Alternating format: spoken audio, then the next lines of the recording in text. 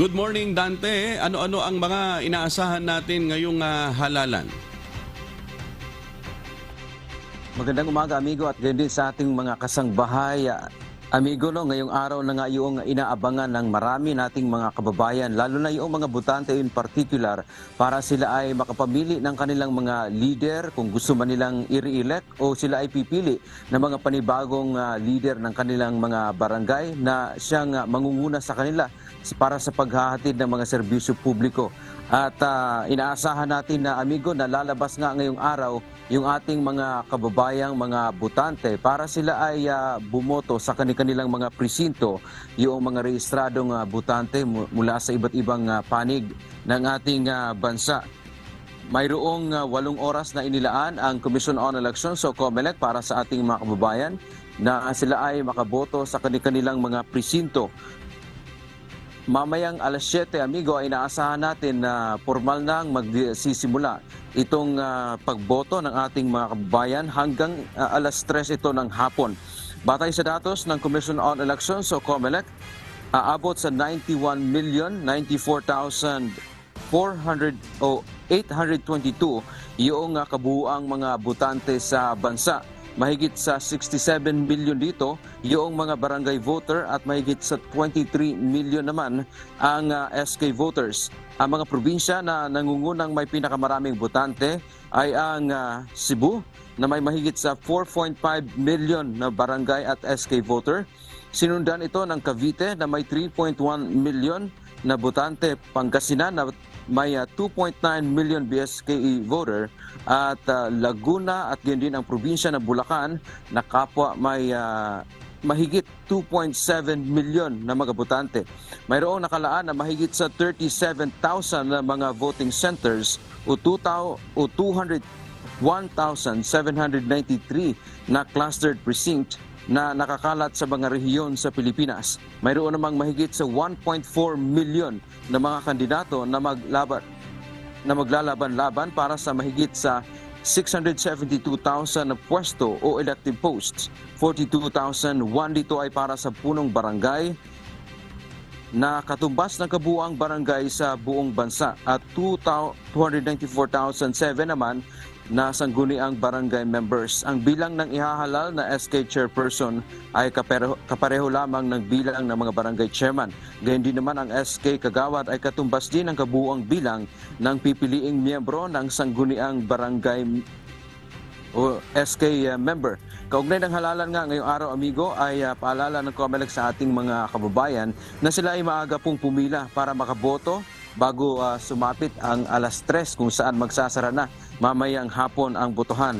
Paraan ito para makaiwas yung ating mga kababayan na sila ay makipagsiksikan sa maraming mga tao upang sila ay makaboto. Nilinaw ng COMELEC, amigo, hindi po required yung pagpapakita ng identification o itong mga ID para makaboto ang ating mga kababayan. Hindi rin required na mayroon tayong mga vaccination card o kaya mayroon tayong COVID-19 test. Pero pwedeng magdala, ayon sa kay Chairman George Erwin Garcia, pwedeng magdala ang ating mga kababayan ng kanilang mga kodigo para mas mabilis yung kanilang pagboto. At dagdag pa nga ng komisyon ni Chairman Garcia na ang pagboto ng ating mga kababayan ay tiyakin na pipiliin nila yung mga karapat-dapat lamang sa pwesto. Ating pakinggan ang bahagi ng pahayag ni COMELEC Chairman George Erwin Garcia.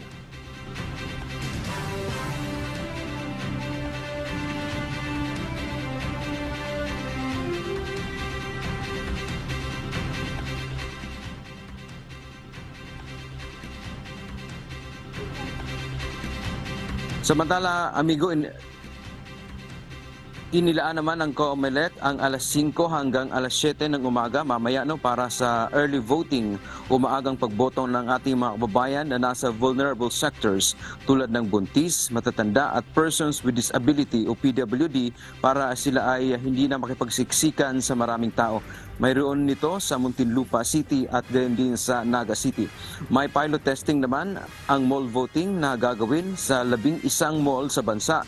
Dito sa National Capital Region ay sa SM City Manila, SM City North, SM City Fairview at SM City Sucat.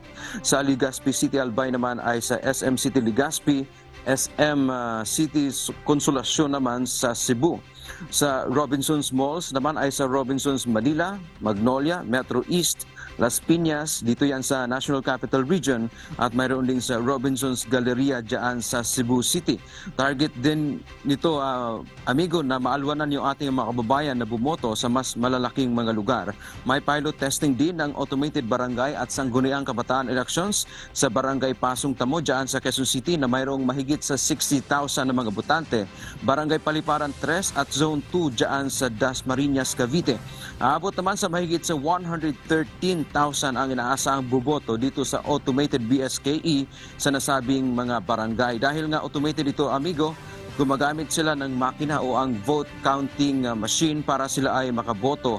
At yung mga pangalan ng mga kandidato ay mismong nakasulat na doon sa automated ballot. Ang hakbang na ito ng COMELEC ay bilang paghahanda na rin dito nga sa panukala, amigo, na magkakaroon tayo ng automated barangay and sangguniang kabataan elections.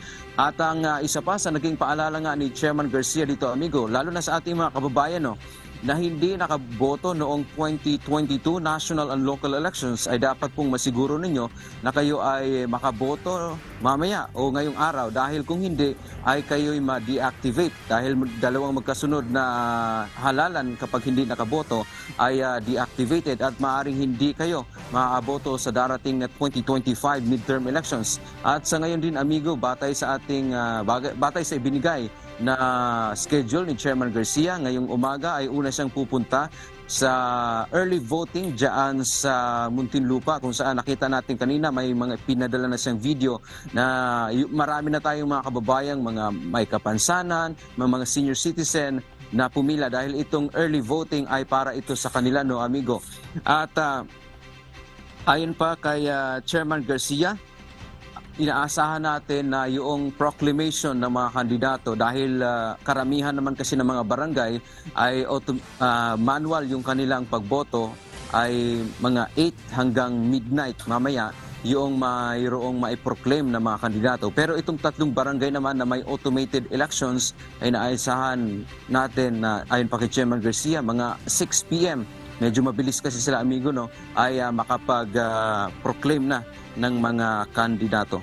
At dahil din sa sinabi ng COMELEC, bukas maaari nang umupo itong mga mananalong barangay officials natin ayon doon sa kanilang, kasi nagkaroon din ng sinabi ng DILG na hindi na kailangan magsumite kaagad-agad ng Certificate of Contribution o Statement of Contribution and Expenditure o SOSE para makaupo. So bukas ay pwede nang umupo yung ating mga kababayan na mananalo kapag sila ay walang disqualification case na nakabinbin sa COMELEC, dahil lahat ng mga may disqualification case ay mayroong memorandum dyan ng COMELEC na hindi sila pwedeng maiproclam.